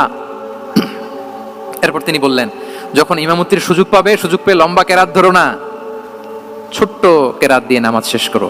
কেননা তোমার পেছনে বয়স্করা আছে, মুরব্বীরা আছে, অসুস্থরা আছে। জাল হাজা, তার একটা জরুরি কাজ পড়ছিল, যাচ্ছিল, হঠাৎ মাগরিবের আজান, ভাবলো রাস্তার পাশে যেহেতু আজান দিছে নামাজটা পড়ে নেই। নামাজে ঢুইকা দেখছে আপনি সূরা বাকারা ধরছেন, তো বেচারা কি কাজ করবে না কি করবে? আর তার তো নিয়ত ছিল ফরজ নামাজটা পড়ি যে বাস ধরবো, এখন আপনি ধরছেন কোন সূরা? বাকারা। দেখেন রাসূল ইসলাম বললেন, যখন ইমামতির চান্স পাবে ছোট সূরা পড়বে, আর যখন তুমি একা পড়বে ফালিউতাউবিল মাশা, যত লম্বা করতে মনে চায় করো, রুকু করো লম্বা, সেজদা করো লম্বা, কেরাত করো লম্বা। রাসূল ইসলাম তো রাতে আধা ঘন্টা 40 মিনিট প্রথম রাকাতে কেরাত পড়তেন, এরপরে আবার 40 মিনিট রুকুতে থাকতেন, রুকু থেকে দাঁড়ায় আবার 40 মিনিট, আবার সেজদায় যেয়ে 40 মিনিট, এরপরে সেজদা থেকে 2 সেজদার মাঝখানে আবার 40 মিনিট, 2 রাকাত দিয়ে এরকম রাতও শেষ করে দিয়েছেন। তো আপনার লম্বা যদি পড়তে মনে চায়, আপনি তো আপনার ব্যক্তিগত নফল সালাতে এভাবে লম্বা করবেন। কিন্তু আমাদের হয়ে গেছে উল্টা, একাকী নামাজ, কোনো রকম রুকু সেজদা, এরকম হয়ে গেছে না অনেকটা। কিন্তু ইমামতির সুযোগ পেলে মাশাআল্লাহ, আল্লাহু আকবার, এইবার শুরু হয়েছে শাইখ সুদাইসির কণ্ঠে এই লম্বা করে। এখন পেছনে মুসল্লিদের কি দশা ওইটা আর আমরা খেয়াল করি না। না, আমাদেরকে অন্যের প্রতি সহানুভূতিশীল হতে শিখিয়েছে ইসলাম, কনসিডারেট হতে শিখিয়েছে, সুবিবেচক হতে শিখিয়েছে, যেটা রাসূল সাল্লাল্লাহু আলাইহি ওয়াসাল্লাম করেছেন। এবং রাসূল সাল্লাল্লাহু আলাইহি ওয়াসাল্লাম কোনো কাজে কাউকে পাঠালে ওনার বিখ্যাত সে বাণীটা বলে দিতেন যে ইয়াসসিরু ওয়ালা তুআসসিরু বাশশিরু ওয়ালা তুনাফিরু, সহজ করে উপস্থাপন করো, কঠিন করো না। সুসংবাদ দিও, মানুষকে দিন থেকে ভাগিও না। আমরা মানুষকে ভয় দেখাই, আমরা এত কঠিন করে ইসলামকে উপস্থাপন করি, মানুষ বলে আগে যেটা করতাম ওইটাই ভালো। তো আমরা যেন দিনকে কঠিন না করি, আমাদের কোনো অ্যাটিটিউডের কারণে যেন মানুষ ইসলাম থেকে ভেগে না যায়। আরেকটা উদাহরণ দেখুন, একবার মাগরিবের কিংবা এশার নামাজে রাসূল সাল্লাল্লাহু আলাইহি ওয়াসাল্লাম লম্বা সেজদা দিলেন। এত লম্বা সেজদা তিনি কখনো দেন না। নামাজ শেষে সাহাবারা জিজ্ঞেস করলেন, ইয়া রাসূলুল্লাহ, আপনি কি নামাজের মাঝখানে অসুস্থ হয়ে গেলেন নাকি? অথবা কোরআনের আয়াত নাজিল হলো নাকি, ওহী নাজিল হলো নাকি? রাসূল সাল্লাল্লাহু আলাইহি ওয়াসাল্লাম বললেন, কুল্লু যালিকা লাম ইয়াকুন ওয়ালাকিন নাবনি ইরতাহালানি ওয়া কারিহতু আন উআজ্জিলাহু হাত্তা ইয়াকদিয়া হাজাতাহ বললেন না, অসুস্থ হই নাই, ওহিও নাজিল হই নাই। আমি যখন সেজদায় গিয়েছি আমার দুই ছোট নাতি হাসান হোসেন আমার কাঁধের উপরে চেপে বসেছে। যতক্ষণ না ওরা খেলা শেষ না করে নিচে নেমেছে আমি সেজদায় লুটিয়েছিলাম, নেমেছে এরপরে মাথা উঠিয়েছি।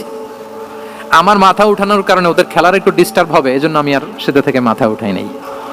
দেখেন, নাতির খেলার যেন ডিস্টার্ব না হয়। পেছনের মহিলা সারির এক বোনের নামাজের সমস্যা হচ্ছে, এগুলো উনি খেয়াল করতেন, ছোট্ট ছোট্ট বিষয়গুলো উনি খেয়াল করতেন। এটাকে বলে কনসিডারেট মাইন্ডসেট। কি বলে? তাহলে আমরা অন্যের প্রতি যেন সহানুভূতিশীল হই, নাকি শুধু নিজেরটাই দেখবো? অন্যেরটা দেখার দরকার আছে না নাই বলেন? 8 নাম্বার হচ্ছে ট্রান্সপারেন্সি। ট্রান্সপারেন্সি মানে হচ্ছে স্বচ্ছতা। ওনার জীবনের চাইতে, ওনার বায়োগ্রাফির চাইতে স্বচ্ছ বায়োগ্রাফি আপনি পাবেন না। No public and private dividation, and in the long history of time no one's life has been recorded more transparently than the life of Prophet Muhammad sallallahu alaihi wasallam. রাসূল সাল্লাল্লাহু আলাইহি ওয়াসাল্লামের চেয়ে বেশি পৃথিবীতে এমন সেকেন্ড কোনো পারসন আপনি দেখাতে পারবেন না যার জীবনের সবকিছু রেকর্ডেড। সবকিছু রেকর্ডেড। এরকম আছে? ঘরে কি করেছেন, বাইরে কি করেছেন, স্ত্রীর সাথে কি করেছেন, বন্ধুর সাথে কি করেছেন, সাহাবাদের সাথে কি করেছেন, শত্রুর সাথে কি করেছেন, অল আর রেকর্ডেড। সব এন্ড ক্রিস্টাল ক্লিয়ার, একেবারে স্বচ্ছ পানির মতো, স্ফটিক কাচের মতো ক্লিয়ার, ট্রান্সপারেন্ট। ওনার সব কাজে উনি স্বচ্ছতা বজায় রাখতে চাইতেন। কতটা স্বচ্ছ ছিলেন একটা মজার ঘটনা শোনাই আপনাদেরকে। সহিহ বুখারীতে এসেছে, রমাদানের শেষ 10 দিন, দ্য লাস্ট 10 days অফ রমাদানে তিনি ইতিকাফ করতেন। তো ইতিকাফ অবস্থায় স্ত্রীরা এসে রাতে দেখা করে যেত, জরুরি কথা আলাপ থাকলে সেরে যেত। একবার রাতে সফিয়া বিনতে হুয়াই ইবনে আখতাব রাদিয়াল্লাহু তাআলা আনহা আসলেন, ওনার স্ত্রী। কথা হলো এবার ওনাকে একটু এগিয়ে দিবেন, মসজিদ থেকে রাসূলুল্লাহ সাল্লাল্লাহু আলাইহি ওয়াসাল্লাম বারান্দার দিকে পাশ দিয়ে আসলেন এগিয়ে দেওয়ার জন্য। ইন দ্য মিন টাইম হঠাৎ দুইজন আনসারী সাহাবী পাশ দিয়ে হেঁটে যাচ্ছেন। রাসূলুল্লাহ সাল্লাল্লাহু আলাইহি ওয়াসাল্লাম আম্মাজানকে বিদায় দিবেন এখানে, হঠাৎ করে তিনি আওয়াজ করে বললেন, আলা রিসলিকুমা, এই দাঁড়াও। ওই সাহাবী দুইজন রাসূল সাল্লাল্লাহু আলাইহি ওয়াসাল্লামের সাথে কে এটা টের পায় নাই, বুঝতে পারে নাই। বোরকায় আবৃত কোন এক নারী দেখে রাসূল আর ওই নারীকে দেখে তারা আরো দ্রুত গতিতে হাঁটতে শুরু করে দিচ্ছে, আমরা চলে যাই এখান থেকে। দেখেন, রাসূল সাল্লাল্লাহু আলাইহি ওয়াসাল্লাম নিজের অবস্থানকে ট্রান্সপারেন্ট করার জন্য বললেন, আলা রিসলিকুমা, দাঁড়াও। দাঁড়ালেন। তখন রাসূল সাল্লাল্লাহু আলাইহি ওয়াসাল্লাম বললেন যে, ইন্নাহা উম্মুকুম সফিয়া, আমার পাশে যাকে দেখতে পাচ্ছ বলে দেয়া ভালো যে সে কিন্তু অন্য কোনো নারী নয়, সে তোমাদের মা উম্মুল মুমিনিন সফিয়া। সাহাবারা বলে, সুবহানাল্লাহ ইয়া রাসূলুল্লাহ, ইয়া রাসূলুল্লাহ, এ কেমন কথা? আপনি কেন আমাদের কাছে জবাবদিহি করতে যাচ্ছেন বা ক্লারিফাই করছেন?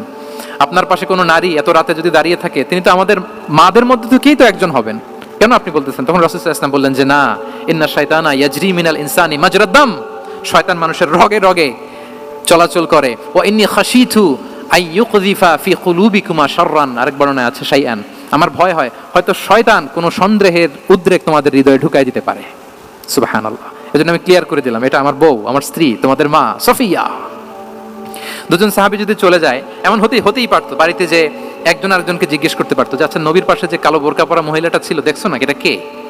তখন একজন হয়তো বলতো, কে আর হবে, আমাদের মাই তো হবে, কোনো এক মা। আরেকজন বলবে, আমাদের উম্মুল মুমিনের কেউ ছিল নাকি অন্য কেউ? এরকম একটা হুট করে সন্দেহের উদ্রেক মাথায় আসতে পারে না যে ওনার স্ত্রী ছিল না অন্য কেউ ছিল? আসতে পারে কি পারে না বলেন? ওই সন্দেহের অবকাশটুকু রাসূল সাল্লাল্লাহু আলাইহি ওয়াসাল্লাম রাখেন নাই। উনি বলে দিলেন যে, এটা তোমাদের মা, এটা সফিয়া।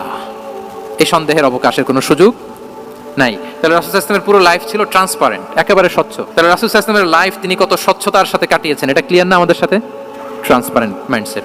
9 নাম্বার হচ্ছে অ্যাপ্রিশিয়েটিভ, অর্থাৎ অন্যের প্রশংসা করা। আমরা অনেক সময় অন্য কেউ ভালো কাজ করলে অ্যাপ্রিশিয়েট করতে চাই না, আমরা গুণমুগ্ধ হই কিন্তু গুণগ্রাহী হতে চাই না, অন্যরে ক্রেডিট দিতে চাই না, তার ভালো কাজের স্বীকৃতি দিতে চাই না। হয়তো আমার দলের লোক না, বা আমার চিন্তার লোক না, বা আমার সার্কেলের লোক না, তার প্রশংসা করতে চাই না, তার গুণগ্রাহী হতে চাই না। এরকম মেন্টালিটি আমরা অনেকে ক্যারি করি না? রাসূল সাল্লাল্লাহু আলাইহি ওয়াসাল্লাম এটা করেননি। ভালো কিছু দেখলে মুসলিম হোক অমুসলিম হোক অ্যাপ্রিশিয়েট করতেন। Basically he develop the culture of appreciation. এটা আমাদের করতে হবে। আপনার ছেলে ভালো কিছু করেছে, অ্যাপ্রিশিয়েট করেন, ও কনফিডেন্স ফিরে পাবে। আপনার স্ত্রী ভালো রান্না করেছে, অ্যাপ্রিশিয়েট করেন, সে আনন্দিত হবে। আপনার বন্ধু ভালো কিছু একটা করেছে, তাকে ইন্সপায়ার করেন, অ্যাপ্রিশিয়েট করেন। রাসূল সাল্লাল্লাহু আলাইহি ওয়াসাল্লাম একবার এক বৈঠকে 8 জন সাহাবীকে 8টা কমপ্লিমেন্ট দিয়েছেন, 8টা অ্যাপ্রিসিয়েশন দিয়েছেন। তিনি বলেছেন, আরহামু উম্মতি বি উম্মতি আবু বকর। দেখেন, 8 জন সাহাবীর 8টা গুণের বর্ণনা দিচ্ছেন। তিনি বললেন, আমার উম্মতের মধ্যে সবচাইতে রহম দিলের সাহাবী হচ্ছে কে? আবু বকর রাদিয়াল্লাহু তাআলা। এত রহম দিলের ছিলেন, উনি যখন আল্লাহ রাসূল সাল্লাল্লাহু আলাইহি ওয়াসাল্লামের ইন্তেকালের পরে মসজিদে নববীতে যখন নামাজে দাঁড়াতেন, কান্নার চোটে উনি কেরাতি পড়তে পারতেন না। কমপ্লেন করতো সাহাবারা যে আমরা তো কেরাত বুঝি না, একটু স্পষ্ট করে পড়েন, কান্না একটু থামান।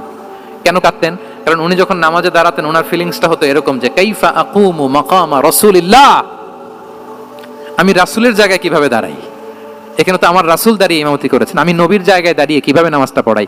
এই অনুভব থেকে উনি যে কাঁদতে শুরু করতেন, এই কান্নার ধাক্কায় উনি আর তেলাওয়াতই আগাতে পারতেন না। আরহামু উম্মতি বি উম্মতি আবু বকর, আমার উম্মতের মধ্যে সবচাইতে রহম দিলের হচ্ছেন আবু বকর। ও আসাদ্দুহুম ফি আমরিল্লাহি উমর, দেখেন প্রশংসা করতেছেন। আর আমার উম্মতের মধ্যে আল্লাহর দ্বীন বাস্তবায়নে সবচাইতে কঠোর হচ্ছে ওমর। মুনাফিকরা ওনাকে জমের মতো ভয় পেত, ইভেন শয়তান ভয় পেত। রাসূল সাল্লাল্লাহু আলাইহি ওয়াসাল্লাম বলেন, ওমর তুমি যদি এই রাস্তা দিয়ে হাঁটো, শয়তান যদি দেখতে পায়, শয়তান এই রাস্তা রেখে দিয়ে অন্য কোনো রাস্তা থাকলে ওইটা দিয়ে হাঁটে। সুবহানাল্লাহ বিহামদিহি। আমাদের অনেক সময় এমন হয় না যে আমাদের বাচ্চারা, ছেলেমেয়েরা খেতে চায় না, আমাদের নাতি নাতনিরা খেতে চায় না, মায়েরা খাবার নিয়ে পেছনে পেছনে ঘুরে, আর তখন ভয় দেখায় এই রাত্রিবেলা তাড়াতাড়ি খাও, ওই যে বাঘ আসবে বাঘ, বিড়াল আসবে বিড়াল, তাড়াতাড়ি না খেলে কিন্তু ভূত আসবে ভূত, এরকম বলেন আপনারা? বলেন না?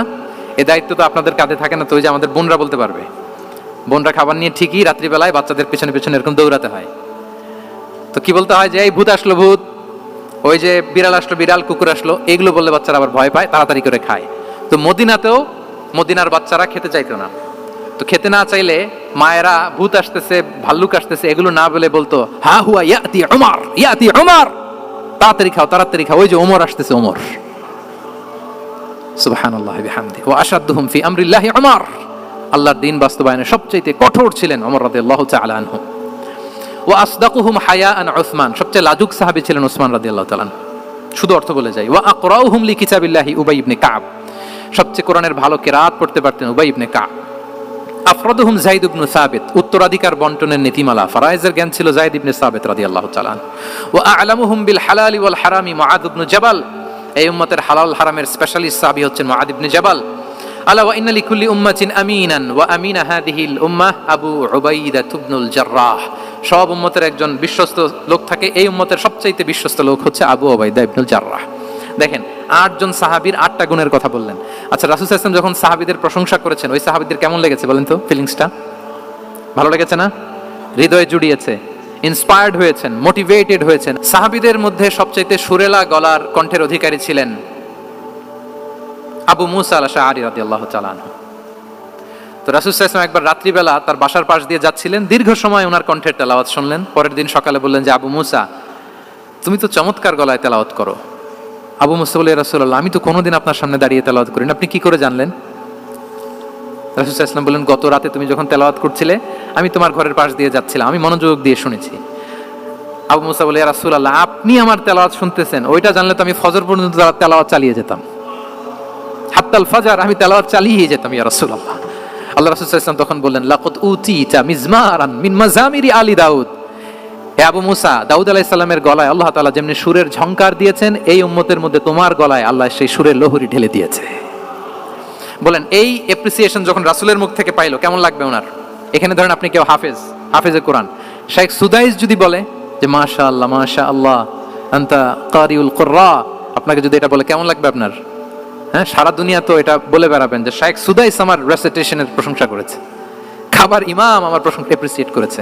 আর স্বয়ং রাসূলুল্লাহ সাল্লাল্লাহু আলাইহি ওয়াসাল্লাম যখন বলে তোমার গলায় আল্লাহ সুরের ঝংকার ঢেলে দিয়েছে, তখন ওনার কেমন লেগেছে?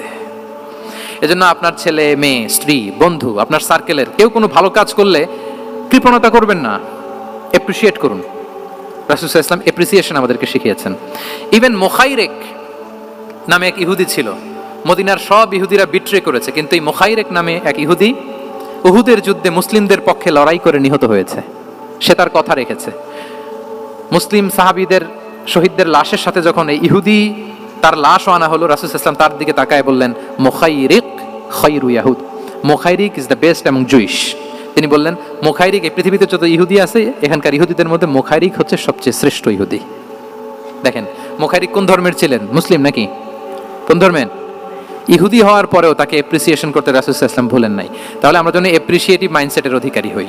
10 নম্বরে হচ্ছে ফ্লেক্সিবল, মানে কোনো বিষয়ে খুব অনড় হয়ে থাকা, এটা রাসূল সাল্লাল্লাহু আলাইহি ওয়াসাল্লাম ছিলেন না, ফ্লেক্সিবল ছিলেন। আমরা অনেক সময় বলি না যে ভাই আপনি কি 9টায় আসতে পারবেন না 10টায়, বলে আমি ফ্লেক্সিবল উইথ দিস, মানে যেটা বলবেন আমার সমস্যা, এরকম ইজি গোয়িং ছিলেন উনি, গো ধরে থাকতেন না, যে কোনো পরিস্থিতিকে সামনে নিতেন। ফ্লেক্সিবল হচ্ছে যে কোনো পরিবেশ পরিস্থিতির সাথে নিজেকে মানিয়ে নেওয়া, খাপ খাওয়া, নিজেকে সামলে নেওয়া, সলিউশন বের করে ফেলা, এটা রাসূল সাল্লাল্লাহু আলাইহি ওয়াসাল্লামের ছিল। এটাকে বলে ফ্লেক্সিবল মাইন্ডসেট।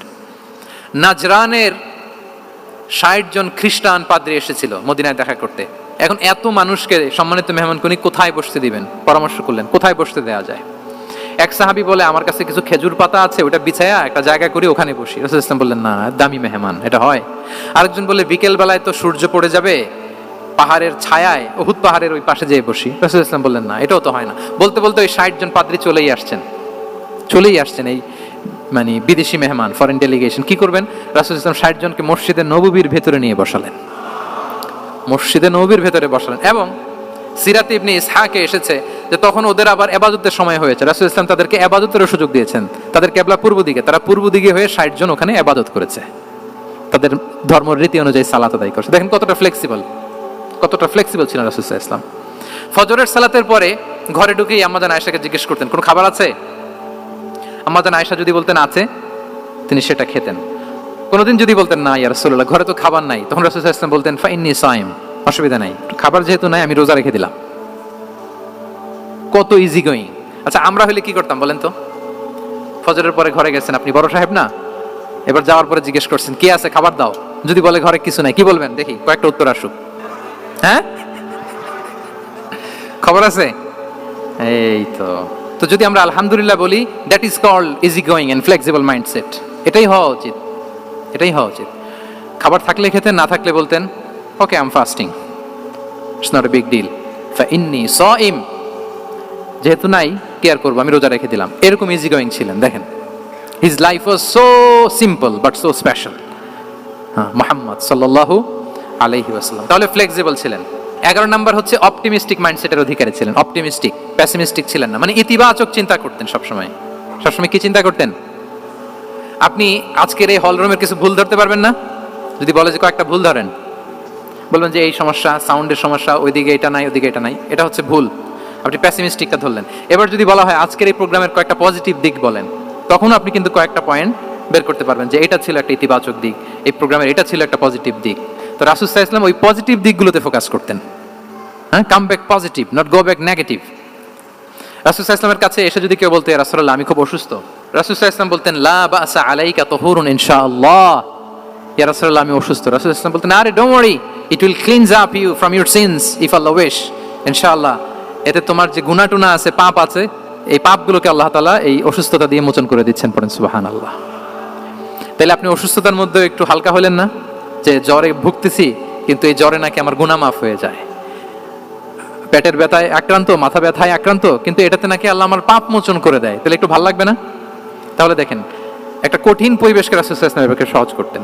অসুস্থ শুনলেই লা বাস তুহুরুন ইনশাআল্লাহ, আর কিছু হবে না, আল্লাহ তোমার গুনাহ মাফ করে দিচ্ছে।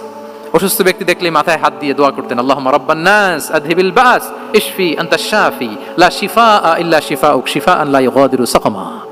উজ্জীবিত হয়ে যেত অসুস্থ ব্যক্তি। আমরা কি করি? কাউকে অসুস্থ দেখলে, রোগাক্রান্ত দেখলে, ওই রোগে সবচাইতে কষ্ট পেয়ে যে মারা গেছে তার ঘটনা বলা শুরু করি।